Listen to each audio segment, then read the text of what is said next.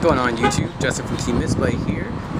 It's a beautiful day outside and thought I'd give you a change of scenery from my videos so you wouldn't have to see the inside of my house. And I'm out here at a nice outdoor cafe restaurant, and I'm going to talk to you today about the big wave of reprints that Konami has done. Now, I'm sure most of you have noticed and learned that Pot of Duality is getting reprinted. But there are a lot of other key and major cards that are getting reprinted, and I'll have links posted probably about right here about the news releases that Konami has done that has stated what the new reprints are. Now let's talk about what the reprints do in the meta and in the game. The one big thing that reprints do, wrecked the secondary market. Now, I'm not sure if Konami used the secondary market as a big factor in the choice of their reprints, but I'm pretty sure it played somewhat of a key role in deciding what to reprint and when to reprint. Now, decks that originally needed $350 for just 3 cards can now be run fairly inexpensively. I mean, it makes all the non-themed, generic consistency and draw power and search power that decks need available to all players. What else has the new reprints done? It made it easier for collectors to get a hold of cards that they wanted or needed just for their own personal collection.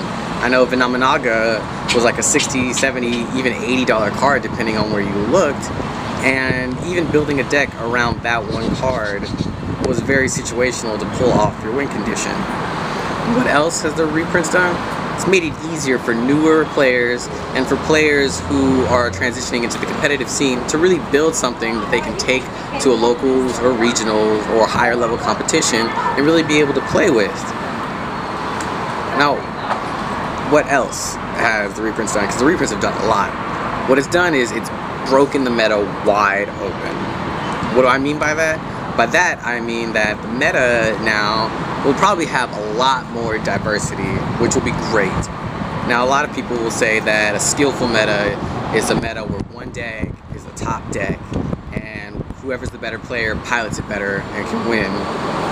But my opinion, and this is my opinion only, is that a skillful meta is one where there's a lot of decks that all have great consistency, great power, and great win conditions, pretty much like the metas you would see in the animated series. Again, my opinion, but I like that. You know, it keeps side deck choices very varied. It keeps extra deck choices, you know, makes it just even harder to really build, and it takes the skill out of it takes the skill and puts it into how you build and how you approach anything that can be thrown at you.